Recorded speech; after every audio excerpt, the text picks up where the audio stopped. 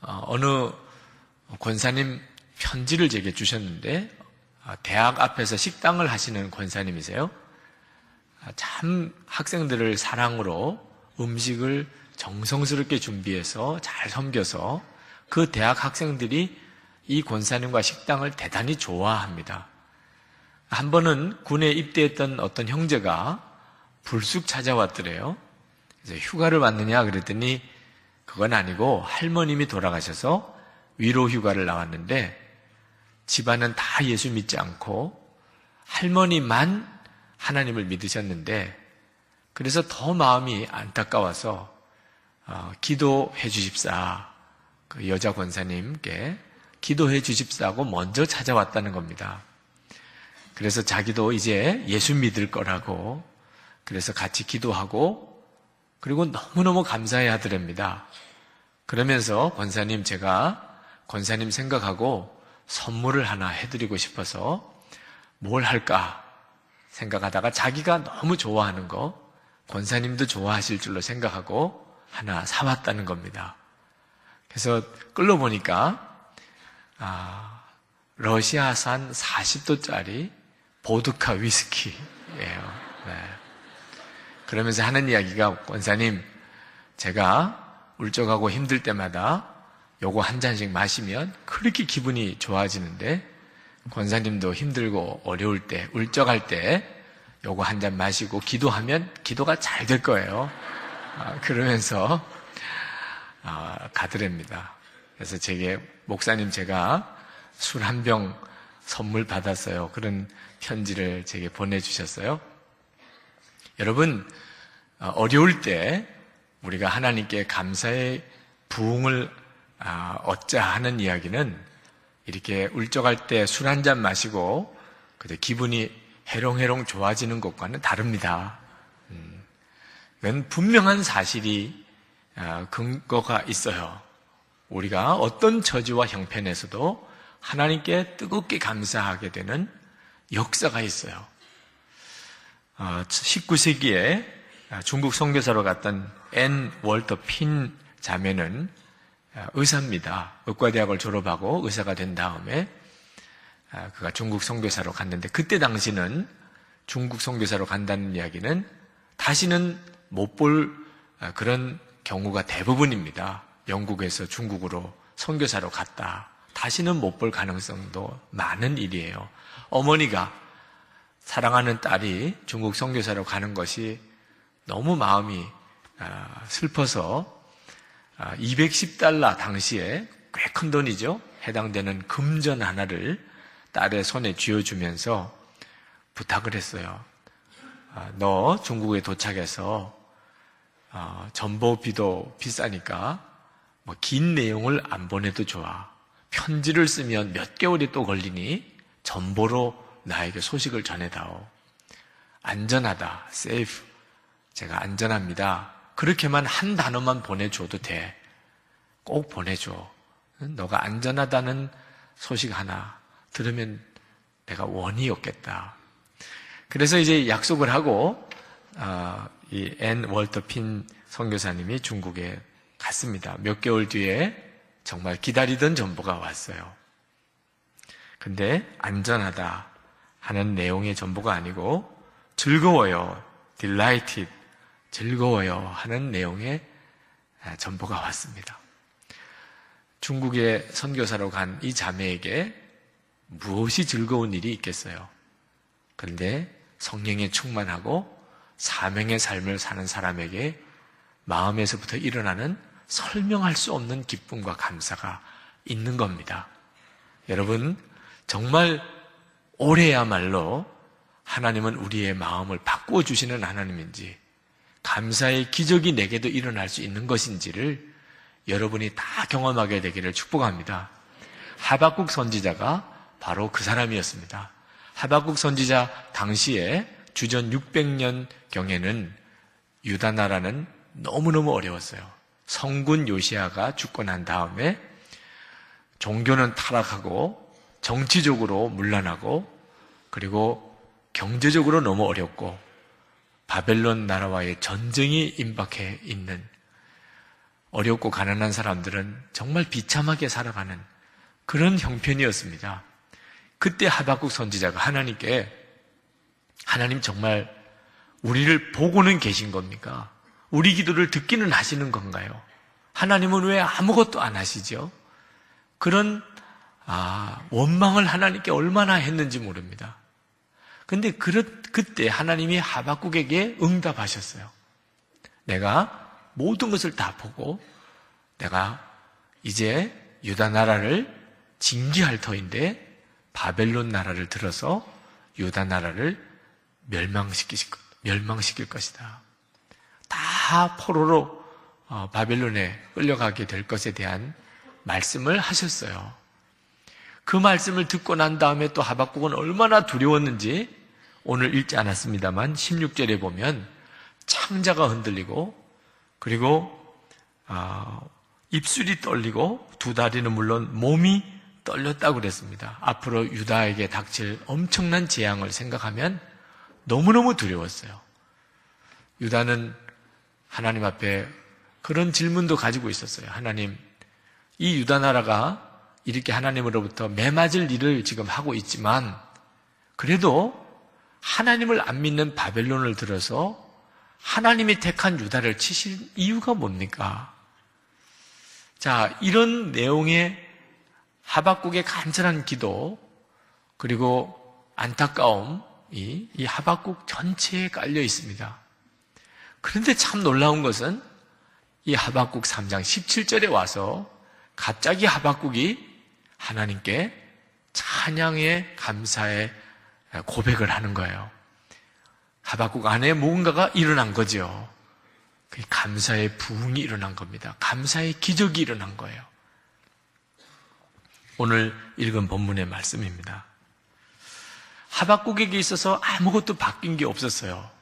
오히려 앞으로 더 어려워질 겁니다. 그런데 어떻게 하박국은 갑자기 그렇게 분위기가 바뀌었을까요? 무엇이 도대체 그렇게 그 하박국을 즐겁게 하고 하나님께 감사하게 했던 것일까요? 하박국이 하나님을 만난 겁니다. 하나님을 만나고 어떤 처지와 형편에 상관없이 하나님께 찬송할 이유, 감사할 이유를 발견한 것이죠. 여러분, 하박국만 그런 게 아닙니다. 하박국과 같은 이런 감사가 하박국 이후에도 계속 이어져 옵니다. 지금 이 자리에 하박국과 같은 감사를 드리는 성도들이 많습니다. 이런 감사의 기적을 얻으려면 그러면 환경과 여건과 상관없이 나를 감사하게 하는 두 가지 중요한 은혜를 눈떠야 합니다. 하나는 구원의 하나님을 만나야 합니다. 오늘 18절 말씀에 보면 하박국이 나는 여호와로 말미암아 즐거워하며 나의 구원의 하나님으로 말미암아 기뻐하리로다 라고 고백합니다.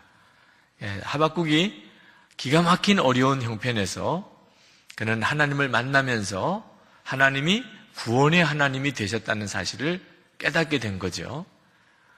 이스라엘 백성은 지금은 비록 하나님의 징계받는 처지에 있지만 하나님이 택하신 백성이고 그리고 애굽에서 하나님이 구원해 내셨고 그리고 앞으로도 하나님께서 이스라엘 백성을 건져내실 것이라는 사실을 하박국이 깨달을 때 그때 그 마음으로부터 하나님께 감사가 터져 나왔습니다. 여러분들은 다 하박국과 같이 구원의 하나님을 만난 사람들입니다. 여러분, 오늘 하나님께서 여러분들에게 그 눈을 더 분명하게 열어주시기를 원합니다. 야고보서 1장 2절 말씀에 내 형제들아 너희가 여러 가지 시험을 당하거든 온전히 기쁘게 여기라 말씀하셨는데 구원의 하나님을 만나지 못한 사람에게는 말도 안 되는 이야기입니다.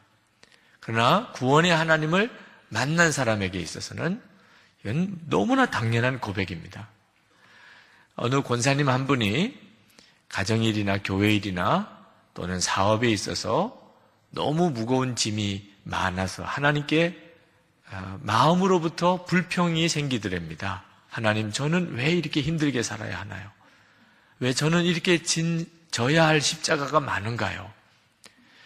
그런데 이 권사님이 어느 수련회 때 십자가의 길, 밤에 십자가의 길을 가는 프로그램을 진행하다가 촛불을 들고 십자가의 길을 걸어가는 중에 눈앞에 예수님께서 십자가 지고 가는 환상을 보았어요.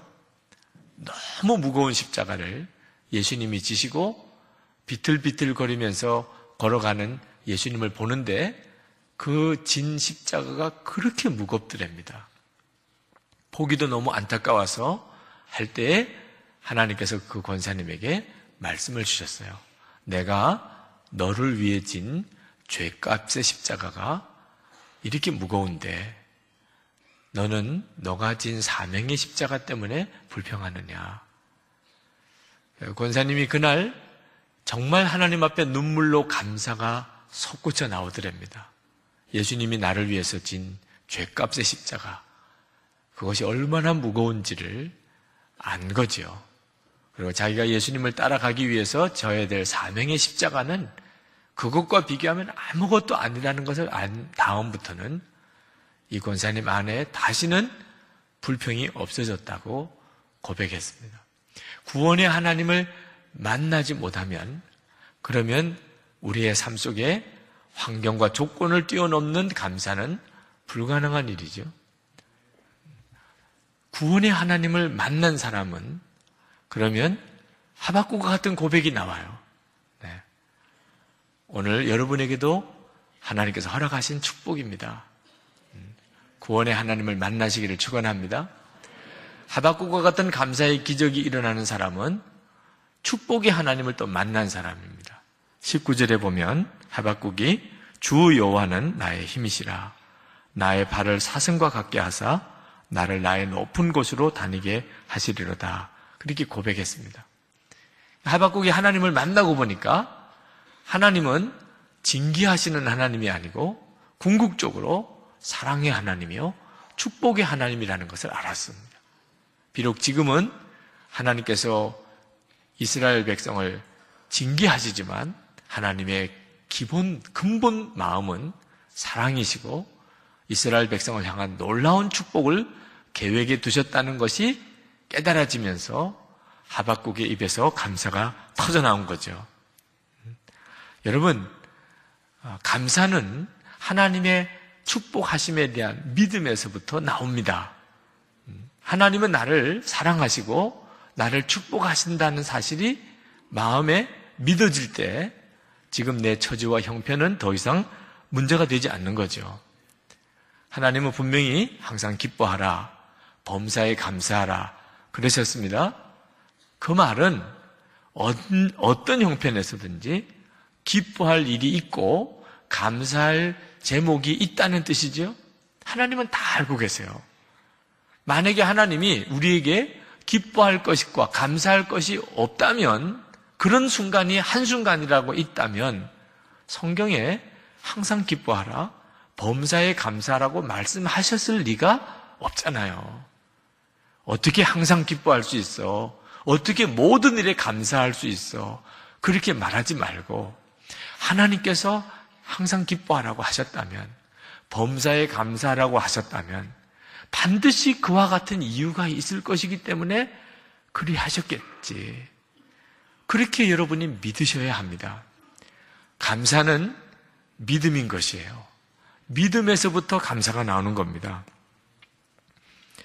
여러분, 정말 하나님의 축복이 믿어지면 감사 못할 순간이 없지만 많은 성도들이 안타깝게도 하나님 보여주세요. 그러면 믿겠습니다. 그런 태도를 갖습니다. 하나님, 제가 감사할 제목이 뭔지, 감사할 일이 뭔지 보여달라는 거죠. 여러분, 보고 믿겠다고 하는 태도는 아주 두려운 겁니다. 예수님께서 십자가에 못 박히셨을 때, 그때 사람들이 예수님을 조롱하면서 마가복음 15장 32절에 이렇게 말했습니다. 이스라엘 왕 그리스도가 지금 십자가에서 내려와 우리가 보고 믿게 할지어다 하며 함께 십자가에 못 박힌 자들도 예수를 욕하더라.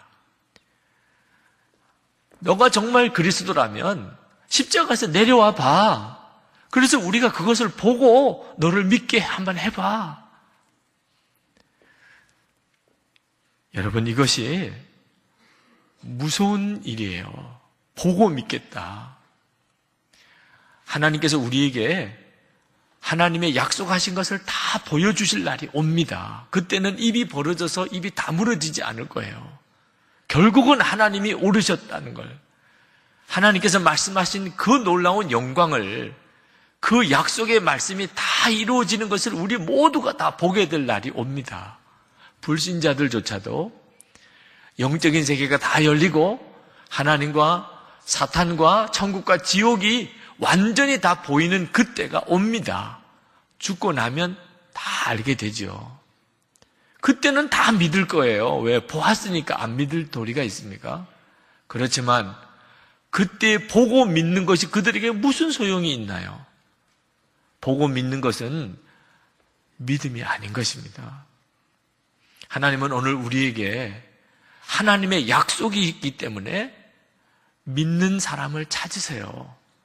그냥 아무것도 믿는 게 아닙니다. 하나님의 약속이기 때문에 먼저 믿는 자를 찾으세요. 그래야 하나님이 역사하실 수 있기 때문입니다.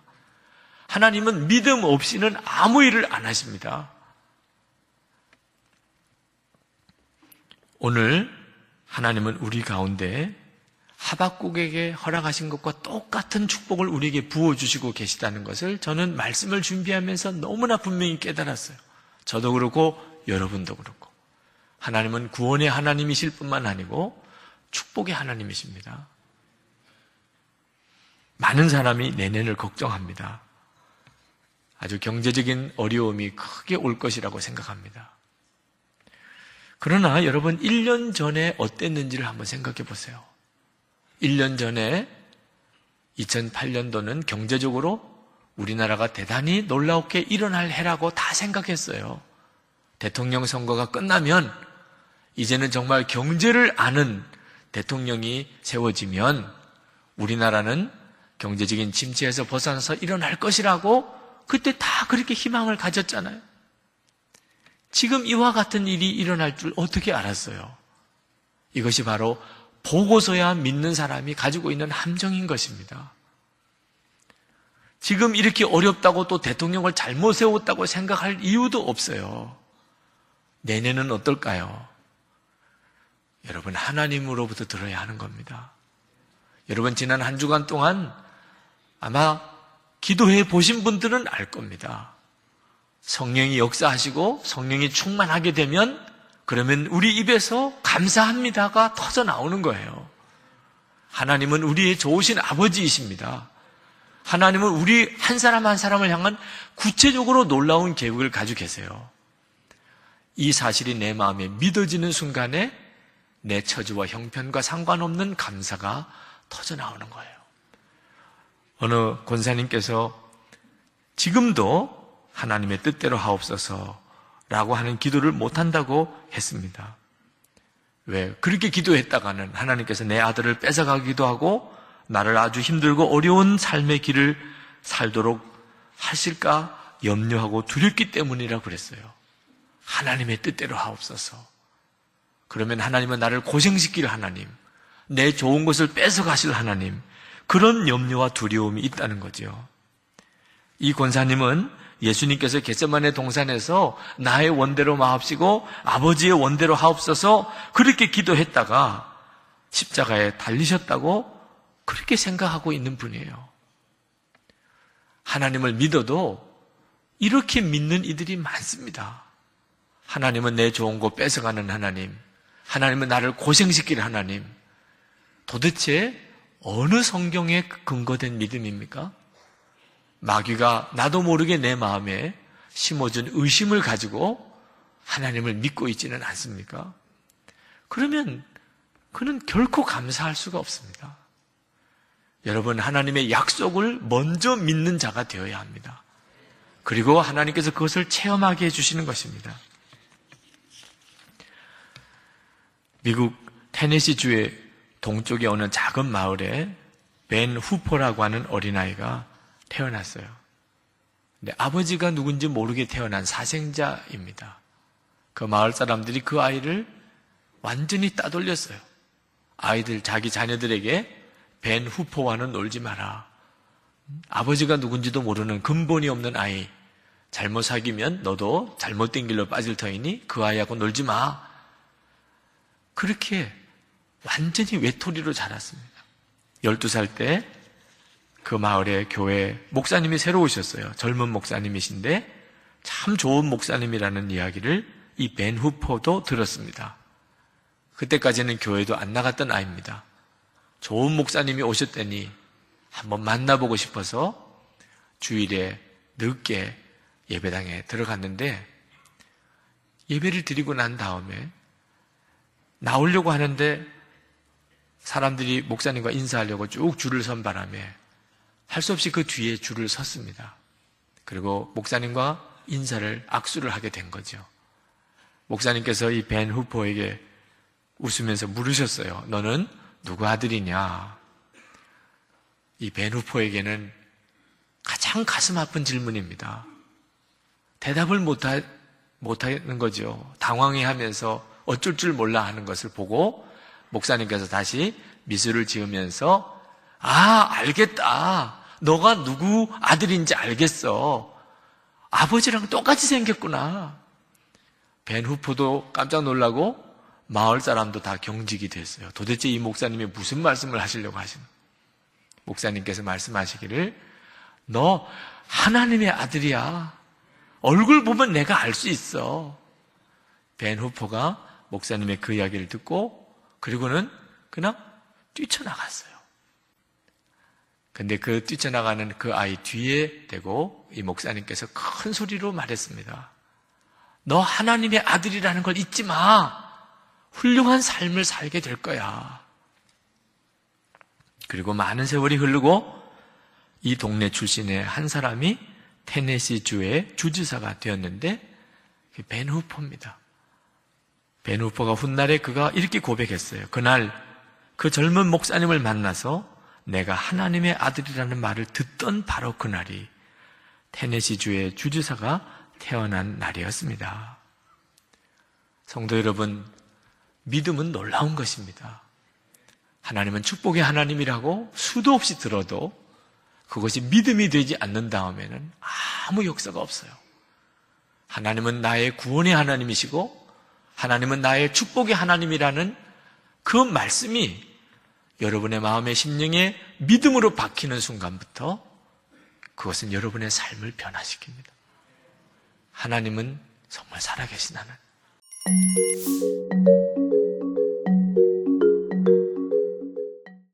하나님이 아담을 만드실 때 그 에덴 동산이라는 환경은요, 아마 우리 모두가 한 번도 경험해보지 못한 완벽한 환경 아닙니까? 완전히 이거는 천국의 모형으로 갖다 놓은 그 에덴 동산이지만 하나님이 창세기 2장 18절에서 여호와 하나님이 이르시되 사람이 혼자 사는 것이 좋지 아니하니 내가 그를 위하여 돕는 배필을 지으리라. 옛날 성경으로 사람이 독처하는 것이 좋지 않다는 거예요. 환경은 아무리 무슨 에덴 동산 뭐라 하더라도 독처하는 것은 사람과의 관계가 이루어지지 않는 그곳은 온전하지 않다는 거 아닙니까? 그래서 돕는 배필을 아담에게 허락한 거 아닙니까? 그렇기 때문에 잠언 17장 1절 세 번역으로 보니까 마른 빵 한 조각을 먹으며 화목하게 지내는 것이 진수성찬을 가득히 차린 집에서 다투며 사는 것보다 낫다. 이게 성경의 시각이에요. 이런 성경의 시각이 어떻게 가능하냐고요? 인간은 환경의 문제가 아니에요. 사람과 사람 사이의 이 만남, 관계, 이것이 회복이 안 되면 진수성찬을 차리고도 불행한 게 그게 인간이라는 겁니다. 이런 면에서 저는 그 구약의 그 악한 왕, 아합 왕이라고 아시죠? 아주 악한 왕 중에도 악한 왕인데요. 제가 보기에 이 사람은 악하기도 하지만 진짜 불쌍한 인간이에요. 열왕기상 21장에 보니까 이 왕궁 근처에 나봇이라는 사람이 그 포도밭을 이제 소유하고 있었나 봅니다. 이 왕이면 이미 다 갖추고 사는 거 아닙니까? 근데 그 백성 한 사람 갖고 있는 그 포도밭이 탐이 나가지고 요걸 그 못 잡아먹어가지고 결국에는 그 포도밭 주인을 죽이고 그거를 빼앗거든요. 제가 그거를 지난주 묵상을 하다가 진짜 불쌍한 인간이다, 저 아합이라는 거.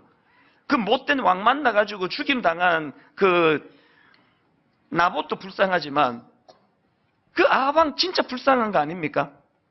성경은 지금 네가 그런 탐나는 땅 차지에서 행복한 게 아니다. 여러분, 그 아합이 땅 빼앗는 과정에서 이런 게 얼마나 많습니까? 주변에 가까운 그 신하들이 그 존경하겠습니까? 이런 왕을? 백성들이 여러분 이런 왕을 존경하겠습니까? 왕이 그 포도밭 하나 없고 백성들에게 존경받는 그게 행복이지. 어떻게 그 우선순위가 이렇게 잘못돼가지고 남도 불행하게 만들고 자기도 불행한 길을 걷는 사람이 그게 아합 왕 아닙니까? 우리의 모순이 뭔지 아십니까? 이렇게 설교하면요 다 공감을 해요. 맞아, 그 아합 그거 불쌍하네. 다 공감을 하는데 사실은 이 규모만 좀 다를 뿐이지 지난 한 해 돌아보십시오. 우리가 지금 이 아합과 비슷하게 살아온 모습이 얼마나 많습니까? 그까짓 그 탐나는 뭐가 얼마나 대단한 건지는 모르지만 그거 하나 얻자고 관계를 그렇게 쉽게 깨트립니까? 인간의 신의를 그런 식으로 깨트리느냐고요. 지난 한 주 추수감사절에 주신 은혜를 감사를 생각해보자 그럴 때 대부분의 분들은 자꾸 그 조건적인 거, 환경, 상황, 월급 올라서 감사하고 건강, 병 나아서 감사하고 직장만 해서 감사하고. 그래서 여러분 세상에 제일 바보 같은 사람이 아합 왕 같은 사람인데요. 이런 사람은 어떤 사람이냐? 자기 욕심 채우려고 관계를 쉽게 깨트리는 사람. 이 바보예요, 바보. 추수감사절을 맞은 오늘 저는 이런 의미에서 꼭 소개해드리고 싶은 말씀이 하나 있는데요. 오늘 본문 골로새서 1장 3절입니다. 우리가 너희를 위하여 기도할 때마다 하나님 곧 우리 주 예수 그리스도의 아버지께 감사하노라. 바울이 지금 감옥에서 쓰고 있는 편지거든요. 근데 감옥에서 막 울분, 분노, 왜 면회 안 와? 이것들아 막 그러면서 영치금 좀 안 넣어줄래? 죽을래? 막 그러면서 나는 지금 분노가 가득 차 있노라 그러질 않고 바울이 너무너무 감사하다는 거예요. 너무 기쁨과 행복의 모습을 보이는데 그게 왜 그러냐 보니까요. 1절, 골로새서 1장 3절을 다시 보세요. 우리가 너희를 위하여 기도할 때마다 감옥에서 골로새 교회 성도들을 생각하니까 바울이 상황은 환경은 열악한데 감사가 나오더라는 겁니다. 골로새서 1장 1절에도 보니까 하나님의 뜻으로 말미암아 그리스도 예수의 사도된 바울과 형제 디모데는 여기 보니까 바울은 감옥에서도 늘 위로는 살아계신 하나님을 묵상하고 그분을 인식하고 또 그분이 주신 사명을 늘 묵상하다 보니까 그 사명으로 인해서 내가 지금 감옥 가 있으니까 하나도 초라하지 않은 거예요. 비참하지 않은 겁니다. 그리고 또 그 감옥에서 그 위에 계신 하나님이 맺어주신 골로새 교회 성도들과 그 관계를 생각하니까 비록 감옥이지만 감사가 나오더라는 겁니다. 이게 아합 왕하고 너무 다른 모습 아니겠습니까? 그래서 여러분 추수감사절을 맞은 오늘 여러분 우리 스스로가 던져야 될 질문이 있습니다. 저는 지난 한 주 동안 골백 번도 더 이 질문을 저 스스로에게 던졌습니다. 내게는 사람으로 인한 감사가 있는가? 있습니까? 사람 많이 모이는 교회 목사가 됐다고 의시되고 다니면서 이 한 성도 한 성도의 눈물, 한 성도 한 성도의 애환을 내가 무관심해 한다면요. 저는 불행한 목사예요. 우리나라 속담에 샌잎 주고 집 사고 천냥 주고 이웃 산다. 저는 우리로 치면 요즘으로 치면 집 한 채 사려면 한 5억 10억 들어간다면요. 집 사는데 5억 10억 들어간다면 사랑과 아름다운 관계를 맺는데 100억이 들어가도 아깝지 않다는 그 정신을 이야기한 거 아닙니까? 우리 그렇게 살고 있습니까? 지금 감옥에 있는 사도 바울이 이 우리나라 속담 샌잎 주고 집 사고 천냥 주고 이웃 산다라는 이 속담을 정확하게 의미를 지금 구현하고 있는 인물이기 때문에 감옥에서도 그는 행복한 사람인 거예요. 그래서 저는 추수감사절인 오늘 여러분에게 드릴 수 있는 큰 복이 있다면요, 탐욕으로 남의 포도밭 빼앗아 가지고 자기도 불행하고 남도 불행하게 만드는 아합의 길이 아니라, 오늘 저와 여러분은 비록 몸은 감옥에 있지만, 너무너무 열악한 상황에 있지만, 이 소중한 만남의 축복, 이것을 갖고 있었기에 너무너무 행복하고 감사할 줄 알았던 바울의 길을 걸어가는 그런 저와 여러분 되시기를 바랍니다.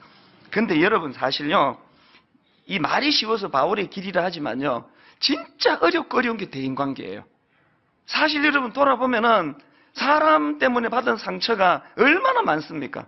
그래서 오늘 설교를 어설프게 잘못 듣고, 이야, 사람과의 관계를 잘 맺어야 되겠다 그러면 돌아오는 거 상처밖에 없습니다. 그렇기 때문에 여러분 진짜 그 사람과의 관계, 또 내게는 사람으로 인한 감사가 있는가, 이런 질문을 하신다면 두 가지 사실을 꼭 유념해야 됩니다. 이걸 제가 질문 형식으로 만들어 봤는데요. 첫째로요, 여러분 사람으로 인한 감사가 나오기 위하여 여러분의 대인관계에는 하나님이 개입하고 있는가? 이 질문을 던져야 됩니다. 골로새서 1장 3절에 보니까 우리가 너희를 위하여 기도할 때마다 하나님 곧 우리 주 예수 그리스도의 아버지께 감사하노라. 바울이요, 옛날을 회상하다가 골로새 교회 성도들이 감사해진 건 아니에요. 어느 날 꿈꾸어서 감사가 나온 게 아니고, 그들을 위하여 중보 기도할 때, 그들의 영혼을 위하여 기도하니까 그들로 인한 감사가 나오더라는 거예요. 바울은 지금 그 골로새 교회 성도들과 자기 사이에 하나님을 개입시키고 있는 거예요. 이런 모습은 또 다른 감옥에서 쓴 옥중서신 빌립보서에도 똑같이 나오는데, 자, 빌립보서 1장 3절부터 5절 한번 보십시오. 내가 너희를 생각할 때마다 나의 하나님께 감사하며 간구할 때마다 너희 무리를 위하여 기쁨으로 항상 간구함은 너희가 첫날부터 이제까지 복음을 위한 일에 참여하고 있기 때문이라. 여기도 지금 바울이 빌립보 교회의 성도들과 자기 사이에 지금 복음을 개입시키는 거야. 하나님을 개입시키는 거예요. 이 원리가 얼마나 중요한가 하면요, 교회 안에서 사람에게 상처받는 걸로 치자면은 이를 말로 다 못합니다. 가족도 마찬가지예요. 최근에 있었던 일인데요, 우리 새아이 중에 누구라고는 밝히지 않겠습니다. 갈등이 좀 있었어요. 그래서 저도 이제 너무너무 이게 이제 누적이 돼가지고요, 어느 날 아침에 이게 폭발을 한 거예요. 그래서 제가 막 너무 화가 나가지고요, 이제 이 녀석 저녁에 돌아오면은 내가 이제 이번에 날 잡았다. 그래가지고요, 내가 자기한테 받았던 상처, 이런 것들을 이제 막 한번 제가 다 이제 들이퍼부으려고요. 그래서 설교 준비하듯이 하루 종일 준비했습니다. 잊어버릴까봐. 메모도 하고, 사례도 막 적고, 예화도 들고 막 이러면서 하루 종일 내가 이제 이 녀석한테 내 들이퍼부으려고 이제 증거 자료를 다 모으고 있고, 그리고는 또 그걸 다 외웠습니다. 이제 열받아가지고 야단치는데 원고 보듯이 첫째, 이래갖고는 안 되잖아요. 그래서 이게 다 이제 소화를 해가지고 내가 기다렸거든요. 들어오더라고요. 집에 들어오자마자 너 이리 와봐라. 여기 앉아봐. 그리고는 이제 제가 이제 하루 종일 준비한 내 그 애한테 받았던 상처를 들이퍼부으려고 호흡을 고르는데, 이 녀석이 0.5초 빠르게 기습 공격을 해버렸어요. 갑자기 끼어들더니 막 자기가 그동안 나한테 받았던 상처에 대해서 아빠 때문에 내가 얼마나 아팠는지 아냐고 막 쭈쭈쭈쭈 얘기를 하니까 내가 너무 당황스러워서, 그때 내가 심호흡을 안 했어야 되는데 그 0.5초를 놓쳐가지고 막 갑자기 저한테 이놈이 들이퍼붓고 막 사례도 막 들고 막 그래서 준비를 많이 했나 봐, 얘도. 굉장히 당황스러웠어요, 제가. 막 나중에는 막 울면서 막 얼굴이 시뻘개져가지고 막 아빠 때문에 내가 막 상처받았다고 막 들이퍼부어가지고요. 그 내가 껴들 자리가 없는 게, 말도 막 얼마나 빨리 하는지. 그래가지고 거의 한 2, 30분을 제가 꾸지람을 듣고 있었거든요. 근데 그날 내 참 놀라운 걸 발견했는데, 그날 저는요, 얘한테 내가 준비한 이야기 한마디도 안 했습니다. 안 해도 되는 거예요. 왜 되는지 아십니까? 내가 얘가 막 들이퍼붓고 나서 내가 딱 한마디 부연했습니다. 아빠가 니한테 내 상처받았던 이야기를 하려고 불렀는데 네가 방금 다 했다. 나는 안 해도 되겠다. 그러고 끝냈습니다. 무슨 말인가 하면은요, 나는 우리 아이 요거 때문에 내가 상처를 받았거든요. 이 문제를 내가 거론하려고 했는데 걔도 똑같은 사안으로 나한테 그걸로 상처를 받았더라고요. 그날 제가 진짜 중요한 원리를 깨달았습니다. 대인관계는요, 이게 양날의 금이더라고요. 저 사람에게 이 문제로 내가 상처를 받을 때 저 사람도 이 문제로 내게서 상처를 받는 거예요. 그래서 제가 그날 참 많은 생각을 했습니다. 그 우리 아들하고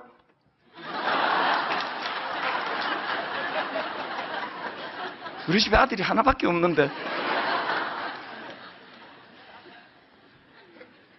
그날 제가요 하루 종일 이제 화가 났었고 이건 바로 잡아야 되겠다 그래서 제가 야단칠 준비를 했지만 그 아이 얘기를 다 듣고요 내가 사과했습니다. 나 용서해 달라고. 네가 그런 줄을 내가 몰랐다고. 저는 목사고요.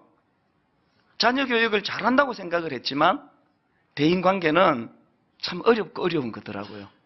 그래서 참 그 신기한 게요. 바로 지난주 수요일 큐티가 본문이 에베소서 6장인데요. 6장 1절을 보십시오. 자녀들아 주 안에서 너희 부모에게 순종하라. 이것이 옳으니라. 그냥 순종하라는 게 아니에요. 하나님을 개입시키네요. 주 안에서. 또 그 다음 4절. 또 아비들아 너희 자녀를 노엽게 하지 말고 오직 주의 교훈과 훈계로 양육하라. 그냥 양육하면 부작용이 많이 생긴답니다. 주님의 교훈과 훈계로 양육하라는 거예요. 하나님을 개입시키고 있네요. 또 5절. 종들아 두려워하고 떨며 성실한 마음으로 육체의 상전에게 순종하기를 그리스도께 하듯 하라. 여기도 지금 주님을 개입시키네요. 9절. 상전들아 너희도 그들에게 이와 같이 하고 위협을 거치라. 이는 그들과 너희의 상전이 하늘에 계시고 그에게는 사람을 외모로 취하는 일이 없는 줄 너희가 알미라. 하늘에 계신 하나님을 대인관계에 개입시키고 있네요. 이런 교훈들이 다 뭘 이야기하는 겁니까? 죄성을 가진 우리는요 목사고 뭐고 없습니다. 자녀 교육 잘하고 싶지만 혈기부터 먼저 나오는 거예요. 제가 그날 그 아이한테 무릎만 안 꿇었지 또 필요하다면 꿇었을 거예요. 그렇게 제가 용기를 내서 사과할 수 있었던 것은요 부족하지만 저 성령의 사람이거든요. 저 안에 성령님이 계시거든요. 그분이 저를 인도하시거든요. 제가 부족하게도 또 아비들아 너희 자녀를 노엽게 하지 말고 오직 주의 교훈과 훈계로 양육하라는 걸 흥분해서 잠깐 잊어버리고 그냥 양육하려고 했더니 그날 성령님이 저에게 주의 훈계로 양육하라는 말씀을 주셨기 때문에 회개가 나오니까 사과할 수 있는 거예요. 걔하고 저하고 40살 차이가 나거든요. 40살 어린 자녀한테 그 사과하는 거는 조금 용기가 필요합니다. 그리고 또 이미 그 전에 화가 난 상태였는데 저는 여러분의 대인관계가 하나님 안에서 이루어지기를 원합니다. 여러분의 대인관계에서 자꾸 하나님을 개입시키는 바울이 우리에게 권면하는 것처럼. 두 번째로요. 사람으로 인한 감사가 흘러넘치기 위해서는 이 질문해야 됩니다. 나는 예수님에 대한 믿음이 사람에 대한 사랑으로 연결되고 있는가? 이게 무슨 말씀인가 하면은요. 지금 바울이 골로새 교회 성도들에게 감사하는 게 뭐냐를 보니까 4절을 보십시오. 이는 그리스도 예수 안에 너희의 믿음과 모든 성도에 대한 사랑을 들었으며 지금 골로새 교회 성도들이 귀한 게 뭐냐 하니까 예수 그리스도를 향한 그들의 믿음을 갖춰두지 않고 고이게 만들지 않고 어디로 흘려보냅니까? 사람을 향한 사랑으로 흘려보내고 있다는 거예요. 바로 그 다음 5절에도 보니까 너희를 위하여 하늘에 쌓아둔 소망으로 말미암음이니 참 골로새 교인들이 귀한 게 뭐냐? 그들은 자기가 갖고 있는 이 믿음을 어디 고여두지 아니하고 자기 스스로에게는 소망으로 흘려보내고 그 어려운 때 늘 믿음이 소망을 가져다 주도록 소망으로 흘려보내고 또 타인들에게는 사랑으로 흘려보내는 게 사랑으로. 이게 왜 중요합니까? 뭐든지 고여두면 썩고 고여두면 상하거든요. 오늘 우리 한국 교회의 이 믿음이 지금 그래서 고여서 상하고 있는 거 아닙니까? 요한복음 13장 34절. 새 계명을 너희에게 주노니 서로 사랑하라. 내가 너희를 사랑한 것 같이 너희도 서로 사랑하라. 너희가 서로 사랑하면 이로써 모든 사람이 너희가 내 제자인 줄 알리라. 너희가 모여서 예배하면 아니에요. 너희가 모여서 기도회 가지면 아니에요. 너희가 서로 사랑하면 모든 세상 사람들조차도 네가 주님의 제자인 줄 알 거라고. 오늘 우리가 놓쳐버린 게 이거 아닐까요? 저희 교회는 그 추석이 되면은 한가위 선물 박스를 이제 여러분들한테 빈 박스를 가져가게 하셔가지고 거기에 이제 물품들을 모아서 이제 가난한 이웃들한테 이제 선물하도록 하는데요. 이번 추석 때도 1934박스가 들어왔어요. 그 제가 보통 그 한 박스 안에 한 10만 원어치 정도 물품이 들어간다고 생각해 보니까 놀랍게도 2억 원 가까운 물품들이 1934 가정에 선물로 배달이 됐으니 이게 우리 믿음이 얼마나 아름다운 이웃을 향한 사랑으로 이렇게 열매가 맺어졌나. 그게 참 기뻤고요. 그런가 하면은 이게 왜 귀한가 하면은 우리는 또 매 추수감사주일 오늘도 그렇게 하겠지만 여러분이 이제 과일을 갖고 오면은 이걸 재포장해가지고 이제 필요한 곳에다 보내드리는데요. 작년에도 우리가 이제 이 추수감사주일 과일 나눔을 하고 났더니 어느 노숙인에게서 편지가 왔어요. 감사 편지가. 내용이 이렇습니다. 저는 과일을 엄청 좋아합니다. 어렸을 때부터 사과, 배, 감, 귤을 자주 먹던 편이었습니다. 하지만 몇 년 전 이혼을 하면서 모든 걸 포기하면서 삶이 바뀌었습니다. 지금은 다시 일자리를 얻어 새로운 삶을 살고자 노력 중입니다. 주신 과일을 보니 더욱 힘을 내야겠다는 생각이 드네요. 먹으면서 힘낼게요. 감사합니다. 어느 노숙인에게 이 편지를 받아 너무 마음이 좋았는데요. 좀 있다가 어느 노숙인에게 또 다른 편지가 또 온 거예요. 이분은 또 이런 내용입니다. 저는 성남시 공공근로 일을 하고 있습니다. 일을 마치고 입소에 있는 숙소로 들어가는 길에 항상 모란시장을 지나는데 과일 가게에서 과일 파는 광경을 매일 보았고 과일이 먹고 싶다는 생각을 한두 번 한 게 아니었습니다. 그러나 공공근로의 급여로는 한 달 생활하기에 많이 힘든 실정이다 보니 과일을 사서 먹은 지도 꽤나 오래되었습니다. 그런데 분당 우리 복지재단에서 제가 먹고 싶어하는 과일을 이렇게 많이 후원해 주셔서 저희 숙소에 입소해 있는 입소자들과 같이 나눠 먹을 수 있게 되었습니다. 그리고 제 눈에 들어온 이 문구 하나가 있는데요. 삶의 활력소를 얻은 것처럼 너무 기쁩니다. 우리 믿음을 고여두지 않고 이웃을 향한 사랑으로 흘려보냈더니 이 노숙인이 우리 과일 2개 먹을 수 있는 거 하나만 먹고 하나 주는 거 그거 쉬운 일 아닙니까? 그랬더니 한 노숙인에게 삶의 활력을 가져다 주는 열매가 나타나더라는 거예요. 뭘 의미할까요?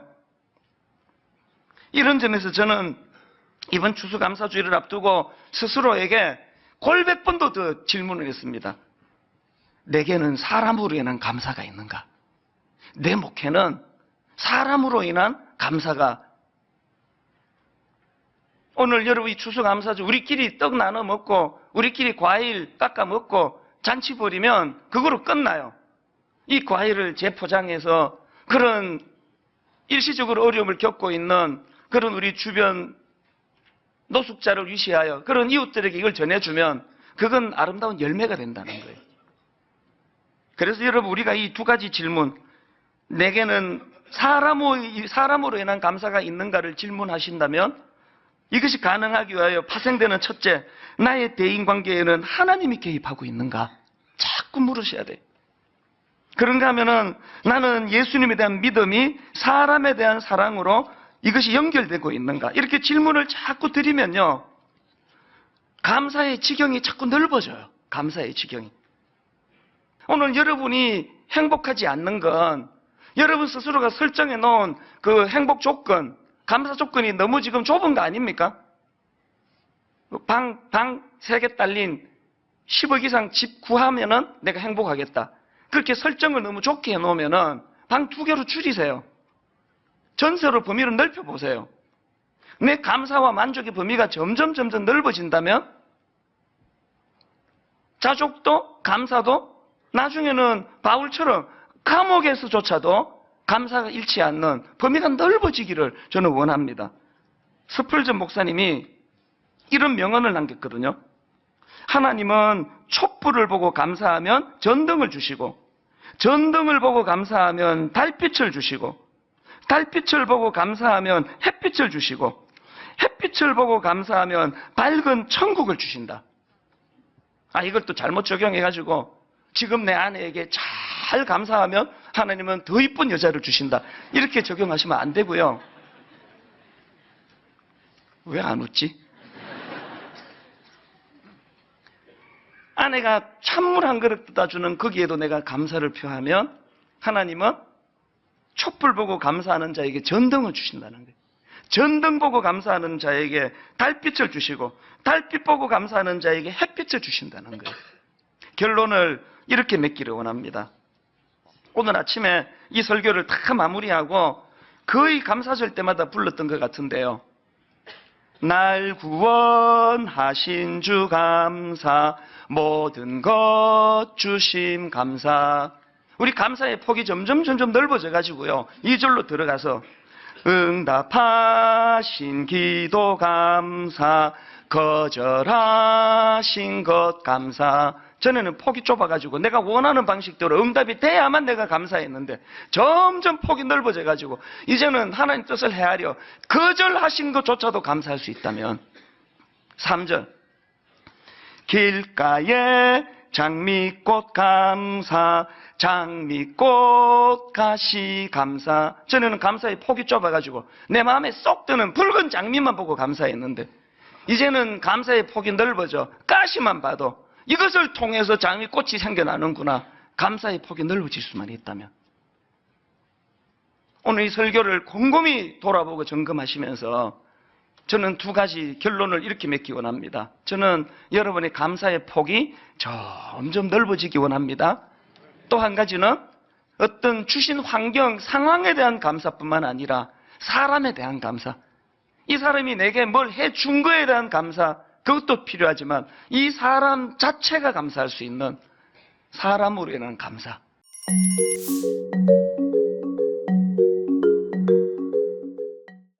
먼저 여러분들을 향해서 그런 말씀을 드리고 싶어요. 여러분들 풍성한 하나님의 은혜를 한번 생각해 보세요. 우리가 신앙생활을 하면서 하나님을 믿으면서 가장 불행한 것은 하나님을 믿는 사람으로서 누려야 될 특권을 누리지 못하는 것입니다. 하나님을 믿는 사람들이 누려야 될 특권, 그것은 감사예요. 저는 이 예배 시간의 절정, 최고의 순간이 무엇일까? 그것은 예배 드릴 때 감사하는 마음이 들 때입니다. 여러분들이 찬양할 때, 말씀을 들을 때, 기도할 때 여러분들이 하나님 앞에 감사하는 마음이 들 때 그 예배는 최고의 예배가 될 수 있을 것 같아요. 우리가 오늘 읽은 본문 말씀 에베소서 2장 7절 말씀해 보니까 이는 그리스도 예수 안에서 우리에게 자비하심으로써 그 은혜의 지극히 풍성함을 오는 여러 세대에 나타내려 하심이라. 지극히 풍성함을 오늘 여러분들에게 나타내기를 원하시는 것이 하나님의 뜻이라고 말씀하고 있어요. 혹시 이 이야기를 들으면서 여러분들 가운데 마음속에 이런 항변하는 분이 있을지 모르겠어요.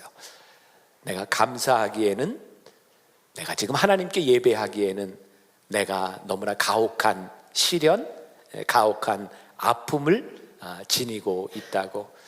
여러분들 너무 많이 들었던 이야기가 제가 말씀을 준비하면서 이건 정말 실제적인 일이 아니겠는가 생각되는데, 제일 무서운 것이 무엇일까요? 우리가 아픔을 느끼지 못하는 거예요. 아픔을 느끼지 못하는 것은 2가지. 우리들이 살아가면서 이런 감정을 느끼지 못하는 것은 2가지. 하나는 양심의 화인을 맞았거나, 또 하나는 우리들이 아픈데도 아픈 것을 모르고 살아가는 것. 뭐 요즘 이렇게 교인들을 보면 뭐 여러분들이나 저나 아마 이제는 다 오래 살아서 오래 살면 살수록 암에 걸리는 사람이 많은 거죠. 몇 년 전까지만 해도 5명 중에 하나 이렇게 암에 걸린다고 했는데 요즘은 3명꼴로 하나 이렇게 암에 걸리죠. 그리고 한 줄에 알린 사람 중에 2명은 암에 걸려요. 한번 보세요. 누가 암에 걸리게 생겼나? 여러분, 이게 무서운 얘기가 아니라 당연한 얘기예요. 여러분들도 저도 여기에서 벗어날 수 없어요. 그런데 제일 무서운 암이 무엇인가? 아픈 것을 느끼지 못하고 어느 날 아픈 것을 알았을 땐 손댈 수 없는 암, 그게 제일 무서워요. 처음 시작이 됐을 때 아픈 통증을 느끼면 치료할 수 있지만 아픈 것을 모르고 나중에 손댈 수 없는 것처럼 무서운 것이 없어요. 우리들이 하나님 앞에 지극히 풍성한 은혜를 느낄 수 있는 것 중에 하나, 여러분들이 나는 많이 아파요, 힘들어요 라고 항변할 수 있는 그것이 사실은 하나님의 은혜를 입을 수 있는 큰 은혜의 순간이라고 하는 것, 그것이 우리들에게 느껴질 수 있을 때 그곳에서 우리는 또한 감사를 할 수 있어요. 데이비드 브린클리라고 하는 사람이 이런 말을 했습니다. 하나님은 가끔 빵 대신 벽돌을 던져주시는데 어떤 사람은 원망하면서 그 벽돌을 차다가 발가락 하나가 더 부러지기도 하고 어떤 사람은 그 벽돌을 주춧돌로 삼아 기막힌 집을 짓기도 합니다. 한번 생각해 보세요.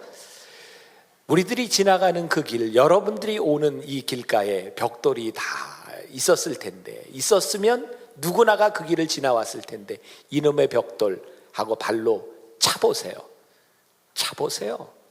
어떻게 될까요? 아파요. 그런데 그 벽돌을 치워놓고 그 벽돌을 사용할 수 있는 사람에게는 그 벽돌이 아픔이 아니에요. 오늘 성경이 우리들에게 가르쳐주는 우리의 신앙이 무엇이냐면, 너희들이 고난에 맞서서 고난을 때리고 고난 때문에 불평하는 것이 아니라 하나님께서 왜 우리들에게 그 고난을 주셨는지, 그 고난이 우리들에게 유익이 되는 것을 느낄 수 있는 사람들에게 고난은 특별한 의미를 가질 수 있어요. 명절이 되면 우리 가족들이 모여서 어른들을 생각하죠. 저도 어제 우리 가족들과 함께 아버님 산소에 가서 예배드리고 그리고 왔는데, 저희 사남매를 키울 때 저희 아버님이 늘 우리들에게 하셨던, 근데 이번에는 새롭게 다가왔어요. 늘 저희들에게 그랬거든요. 감사해라. 근데 저희 아버님이 늘 감사하라고 이야기할 때 감사해라 이렇게 얘기하지 않으셨어요. 감사해라. 뭐가 틀린지 아세요? 뭐가 틀리죠? 제가 얘기할게요. 네.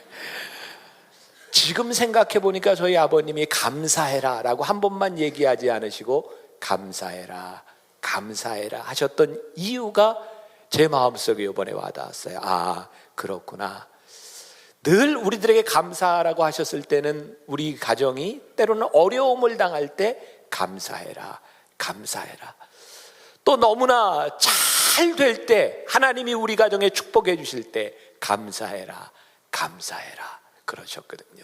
감사는 우리들이 잘 될 때만 하는 것이 아니고, 또 우리들이 어려울 때만 감사로 극복해 나가는 것이 아니고, 어려울 때, 잘 될 때 감사해라.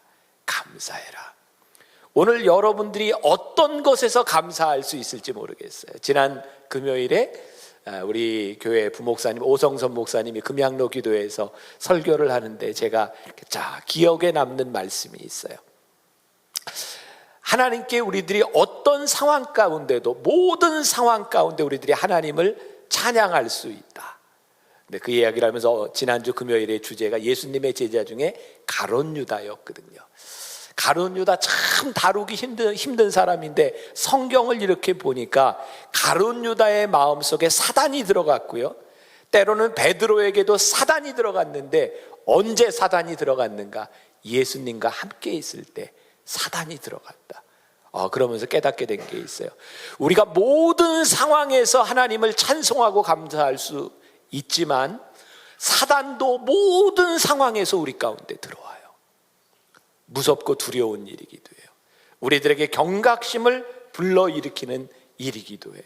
그래서 오늘 우리들에게 정말 우리들이 감사하고 하나님 앞에 나아갈 수 있는 것은 우리들의 삶의 믿음의 결단.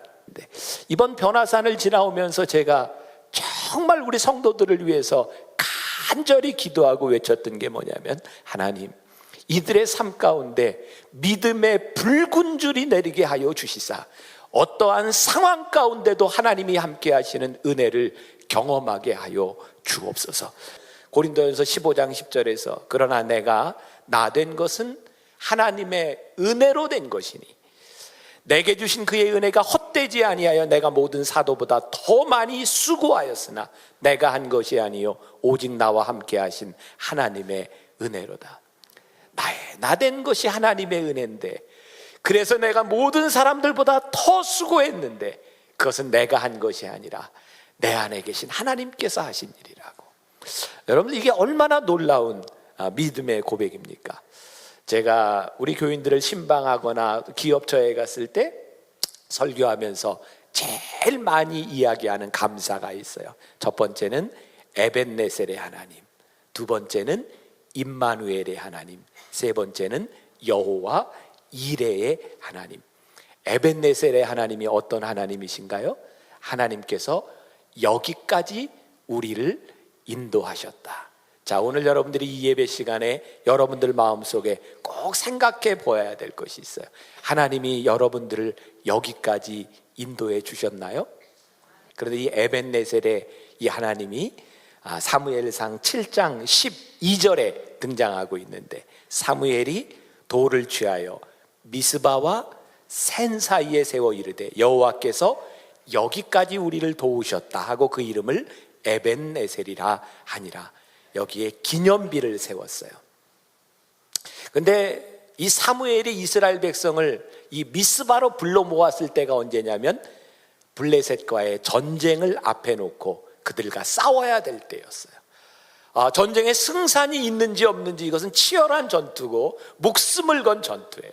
근데 사무엘이 이스라엘 백성을 다 불러놓고 이야기한 것이 무엇이냐면, 우리들이 이 블레셋과의 전쟁을 앞에 놓고 있는데 하나님께서 우리를 여기까지 인도하신 것을 보라는 거예요.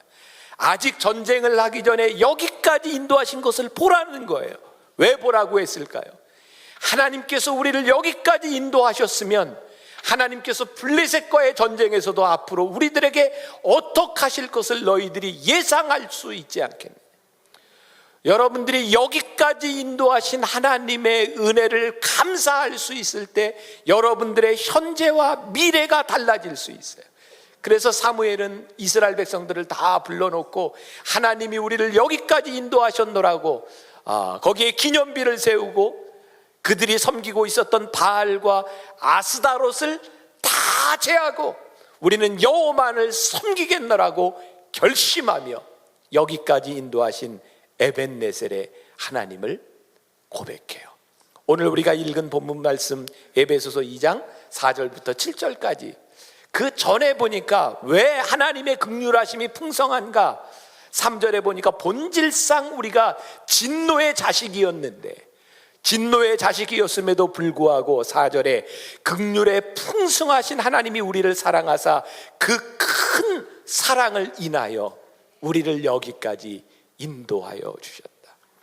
여러분들이 지금까지 살아왔던 여러분들의 삶, 여러분들의 삶의 족적을 바라보면 하나님께서 정말 우리를 여기까지 인도하여 주실 수 있었을까?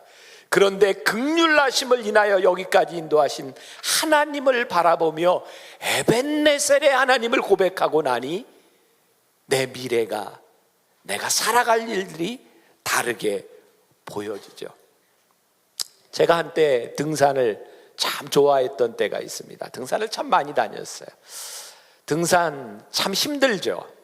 산을 올라가면서 등산을 안 좋아하는 사람들은 그런 이야기를 합니다. 올라가는데 너무 힘든데 내려오는 게 허무하다는 거죠. 그죠? 등산하면 이렇게 나지막한 산도 있지만 이 가파른 산을 올라가야 될 때도 있어요. 가파른 산을 올라갈 때는요, 몸을 세워서는 안 되죠. 땅에 딱 붙이고 이렇게 손을 붙잡고라도 이렇게 올라갑니다. 올라가다가 저는 등산을 하면서 제일 기분 좋은 게 언제냐면 힘들게 올라가서 땀을 펄펄 흘리고 그리고 밑을 이렇게 내려보잖아요. 그러면 깜짝 놀래요. 이렇게 많이 왔어요. 정말 깜짝 놀래요. 그리고 내가 이렇게 힘들게 여기까지 올라온 걸 보면요, 올라갈 힘이 생겨요. 그리고 등산을 하면서 내가 땀을 뻘뻘 흘리면서 올라갈 때는 아무것도 보이지 않아요. 모르겠어요. 얼마나 몸이 건강한 사람은 그 산을 올라가면서 꽃도 예쁘고 산도 하늘도 푸르고 이런 걸 느끼면서 올지 모르지만 저에겐 그런 여유가 없어요. 그런데 올라가서 내가 걸어왔던 그 길을 바라보면 그 길이 참 대단하기도 하고 그 쉬는 시간 동안 주변이 보여요. 그게 내 수고를, 내 어려움들을 다 덜어내요. 내가 여기까지 왔네? 정말 밑을 바라보면 내가 여기까지 온 게 너무 신기한 거예요. 여러분들이 오늘 가족들과 모여서 여기까지 인도하신 하나님, 그 하나님이 보여야 돼요. 와, 여기까지 왔네? 그래서 오늘 여러분들이 힘을 얻을 수 있어야 돼요. 그래서 감사할 수 있어야 돼요. 그것이 에벤네셀의 하나님이에요. 여러분들이 잘 모르고 계신, 제가 중요한 사실을 하나 알려드리려고 하는데 가서 확인하거나 이러지는 마세요. 탈무드에 나오는 이야기입니다. 하나님께서 처음 이 세상을 창조하실 때, 새를 만드실 때 처음에 하나님이 새에게 날개를 달아주시지 않았대요. 모르셨죠? 새에게 날개가 없었대요. 근데 새는요, 날개 없는 자신에 대한 불만이 있었어요. 하나님을 찾아가서 이야기합니다. 하나님, 뱀은 독을 주시고 사자는 날카로운 이빨과 발톱을 주시고 말에게는 말 발굽을 주셔서 적들이 오면 싸울 수 있도록, 방어할 수 있도록 만드셨는데 왜 저는 날개를 없이 저는 왜 이렇게 만드셨어요? 그래서 하나님이 새에게 날개를 달아주셨대요. 근데 얼마 후에 새가 오더니 하나님한테 또 불평을 하더래요. 하나님, 왜 저한테 날개를 달아주셔서 이렇게 무겁게 날개를 지고 다니게 하냐? 하나님이 새에게 혼을 냈대요. 야 임마, 그 날개는 네가 지고 다니라고 너에게 만들어준 게 아니라 나르라고 만들어준 거야. 그것도 모르고. 여러분들 중요한 거 아셨죠? 새가 처음에 날개가 없었어요. 근데 날개가 생겼어요. 날개는 새에게 짐이 아니라 날개를 갖고 나르라고 하나님께서 만들어 주셨어요. 오늘 우리들이 참 무거운 짐들을 가지고 있어요. 근데 하나님께서 그 짐을 지고 살아가는 그것으로 끝나는 것이 아니라 그것이 너희들에게 얼마나 큰 감사가 되는지를 바라보라고 하나님이 우리들에게 말씀하세요. 저는 요즘 우리 분당에 사는 사람들 중에 제일 큰 걱정거리가 뭐냐면 아파트값 떨어진 것 때문에. 아이고, 또 특히 비쌀 때 산 사람들은 그게 참 얼마나 힘들까. 저는요, 걱정을 안 해요. 집이 없어요. 여러분들에게 묻고 싶어요. 아파트값 내려가서 걱정하고 사실래요? 집 없이 사실래요? 걱정거리는 우리들에게 있기 때문에 걱정해요. 요즘 사람들 참 많이 힘들어하는, 요번에 이제 귀향길 왔다 갔다 하면서 기름값이 너무 비싸요. 아이고, 이놈의 기름값. 여러분들 차 없으면 기름값 걱정 안 하고 살아요. 여러분들이 걱정하고 있는 모든 것들은 여러분들이 하나님에게 주신, 하나님이 여러분들에게 주신 것 때문에 일어나고 있는 일들이에요.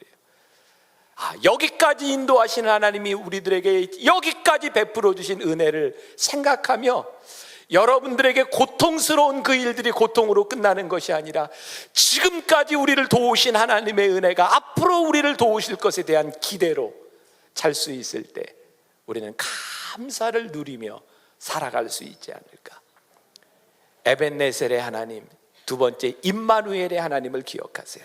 오늘 본문 말씀 5절에 보니까 허물로 죽은 우리를 그리스도와 함께 살리셨고 너희는 은혜로 구원을 받은 것이라 라고 말씀하고 있어요. 우리로 하여금 하나님이 살리셔서 그것이 과거의 일회적 사건으로 끝나게 하신 것이 아니라 우리를 살리셔서 구원받은 백성으로 하나님의 은혜로 우리로 하여금 살게 하신 것, 그것이 임마누엘의 은혜예요.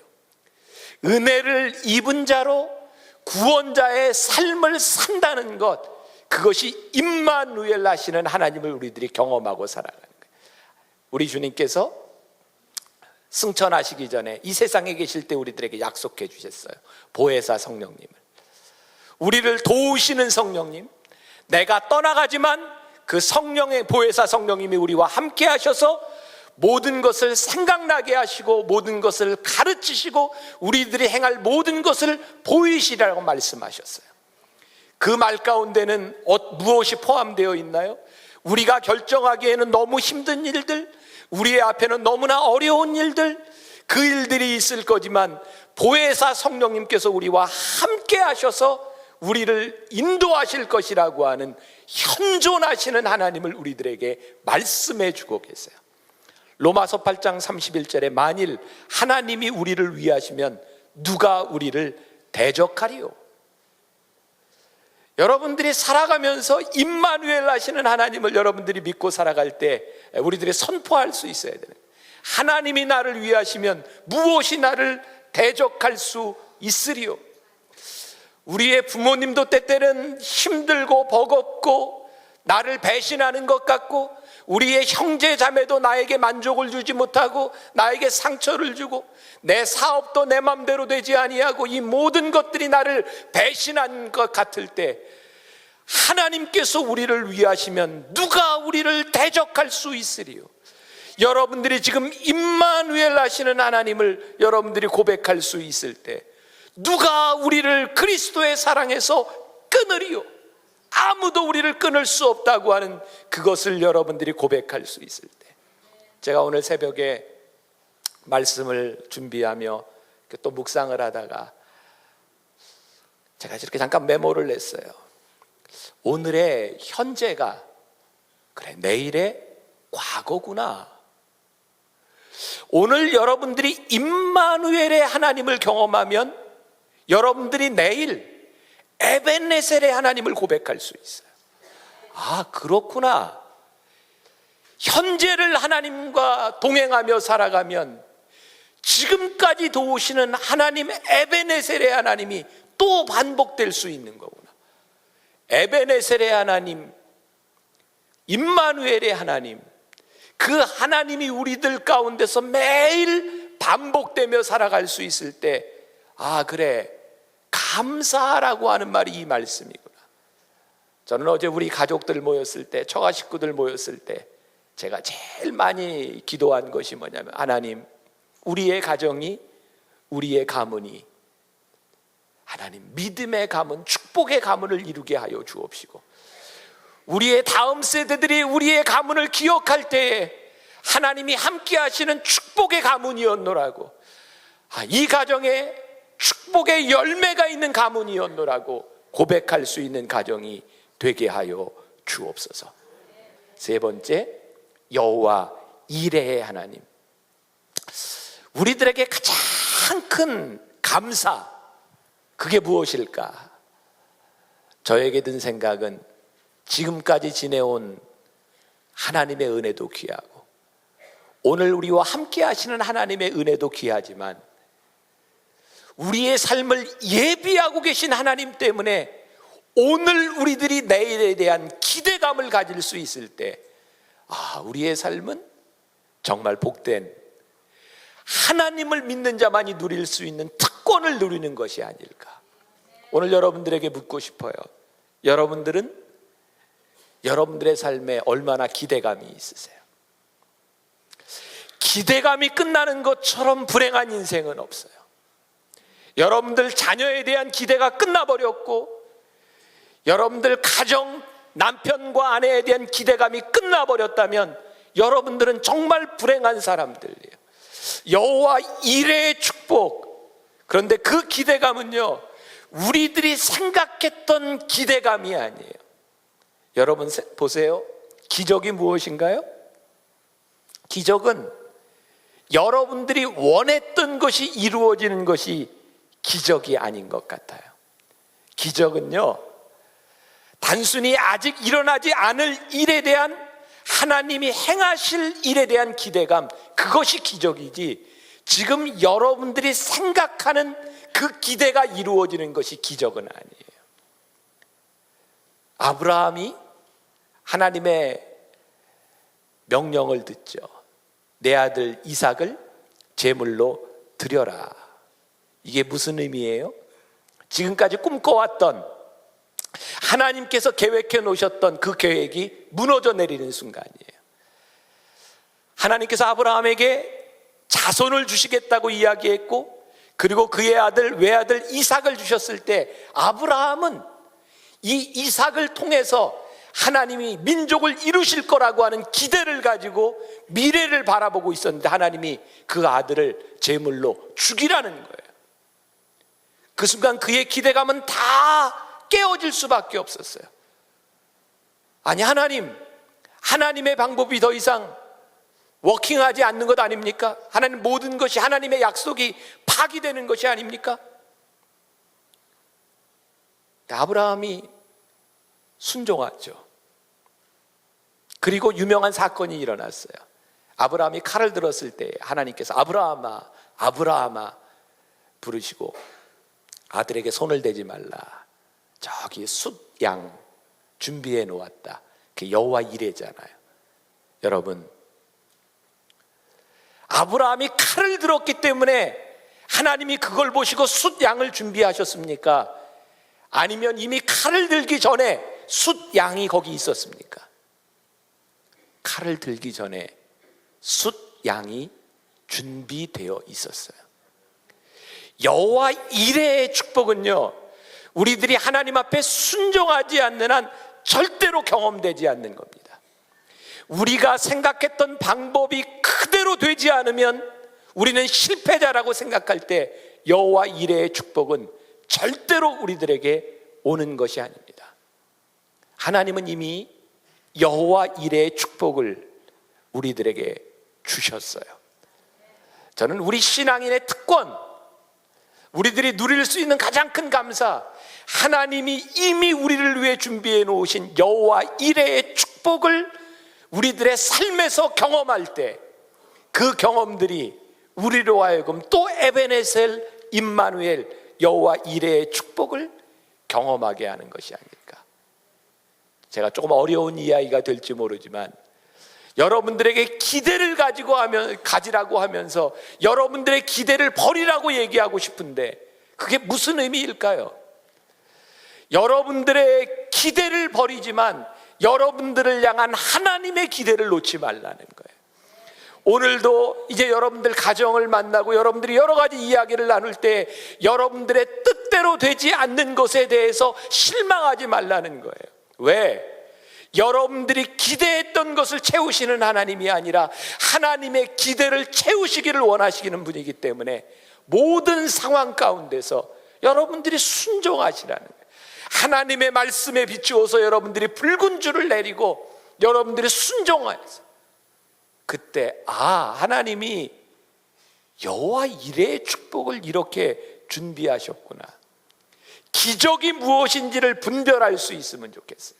여러분들 오늘 주보에 책을 하나 소개해 드렸어요. 예수와 함께한 저녁 식사, 데이비드 그레고리가 쓴 책입니다. 그 책에 보면 이게 책이니까 어느 날 예수님께로부터 이 주인공이 초청장을 받아요. 얼마나 흥분됐겠습니까? 예수님이 직접 초청장, 저녁 식사하자고. 그래서 레스토랑에서 만나게 됩니다. 근데 이 사람이 믿을 수가 없어요. 여러분들 갑자기 초청장이 날라왔어요. 나 예수. 근데 너 나하고 언제 식사하자. 여러분 믿어지겠어요? 참 신기하죠. 예수 믿는다고 하면서 참 안 믿어지는 거죠. 저도 모르겠어요. 그런 게 날라오면 이게 누가 나를 함정에 이단 이런 생각부터 들 것 같아요. 근데 이 사람도 예수님의 초청을 받고 딱 갔는데 예수님이 진짜인지 아닌지 확인을 해보고 싶은 거예요. 그때 이 사람의 머릿속에 떠오른 게 있죠. 이 앞에 있는 사람이 진짜 예수님이라면 예수님이 행하셨던 기적을 행할 수 있을 거야. 그래서 예수님이 행하셨던 첫 번째 기적 뭔지 아시죠? 요한복음 2장에 예수님께서 가나의 혼인잔치에서 물을 포도주로 바꾼 거. 그래서 이 사람이 예수님에게 묻죠. 예수님, 이 앞에 있는 글라스의 물을 포도주로 바꾸실 수 있겠습니까? 역시 예수님 아주 심플하게 분명히 할 수 있지. 쉬운 일이지. 이 사람이 역시 예수님은 다르구나. 그때 예수님이 웨이터, 포도주 가져와. 그래서 물이 포도주로 바뀌었어요. 놀랍지 않아요? 기적은요, 그것을 그 사람이 기대하는 것을 만들어주는 게 기적이야. 가나의 혼인잔치에서 물이 떨어졌을 때, 포도주가 떨어졌을 때에 물이 포도주가 되리라고는 아무도 생각할 수 없었어요. 근데 예수님께서 아무도 생각하지 못했던 그 일을 이루셨어요. 그것이 기적이에요. 이 사람은 예수님을 시험하고 있어요. 내가 원하는 것이, 내가 바라는 것이 될 수 있습니까? 쉬워요. 예수님이 아주 쉽게 바꾸셨어요. 예수님은 그런 분이 아니세요. 하나님은 우리의 기대를 뛰어넘어, 우리의 생각을 뛰어넘어 우리들의 삶에 놀라운 일들을 예비하신, 그래서 하나님을 믿는 사람들에게 풍성하신 하나님의 사랑은 우리의 예측과 기대를 채우는 것이 아니라 그것을 넘어서는 하나님의 은혜를 우리들이 경험하는 거죠. 그래서 큰 은혜를 아는 자들의 또 하나의 특권이 있다면 씨앗을 뿌리는 거예요. 제가 제일 좋아하는 말씀 중에 하나가 내 식물을 물 위에 던지라, 여러 날 후에 도로 찾으리라. 아니, 물 위에 식물을 던지고 어떻게 찾아요? 무슨 방법으로 찾을 줄 아무도 몰라요. 그러나 우리는 믿음으로 에베네셀의 하나님, 임마누엘의 하나님, 여호와 이레의 하나님을 알기 때문에 내 식물을 물 위에 던져요. 여러 날 후에 하나님의 방법으로 찾아요. 여러분들의 오늘 삶에 여러분들이 하나님을 믿고 하나님의 은혜를 알고 풍성한 하나님의 은혜를 믿는 사람이라면 여러분들의 방법으로 씨앗을 뿌리는 거예요. 그리고 채우실 하나님의 은혜를 기대하는 거예요. 하나님은요, 틀림없이 우리의 인생에서 거두게 하세요. 어떤 구두쇠가 죽어서 천국에 갔대잖아요. 천국 바로 앞이죠. 지옥으로 가느냐 천국으로 가느냐 심사하고 있는데 죽어도 자기는 천국을 가야 되겠다는 거예요. 이 구두쇠가, 네가 무슨 선한 일을 했냐? 내가 죽기 전에 선한 일을 했다. 근데 조사하면 다 나와요. 여러분 나중에 천국 가서요, 다 나와. 근데 선한 일을 했다고 그러니까 뭘 했는데? 그랬더니 이 구두쇠가 내가 죽기 전에 우리 집에 온 거지한테 500원 내가 준 거 있다고. 그랬더니 천사장이 얘 500원 줘서 보내. 그래서 받아서 지옥 갔어요. 여러분, 하나님은요, 우리의 행위대로 보응하시는 분은 아니지만 우리의 한 모든 것들을 기억하시는 분이세요. 행위대로 살아간다면 어떻게 우리들이 구원받을 수 있겠습니까? 하나님의 풍성한 은혜, 그것을 믿기 때문에 우리들이 뿌렸던 그 모든 것에 대해서 하나님이 거두게 하신 은혜를 경험하는 것. 사랑하는 여러분, 오늘 여러분들이 이 믿음의 기대에 에베네셀의 하나님, 임마누엘의 하나님, 여호와 이레의 하나님을 붙들고 여러분들이 가는 곳에서 감사의 기적이 일어나기를 주님의 이름으로 간절히 축원합니다.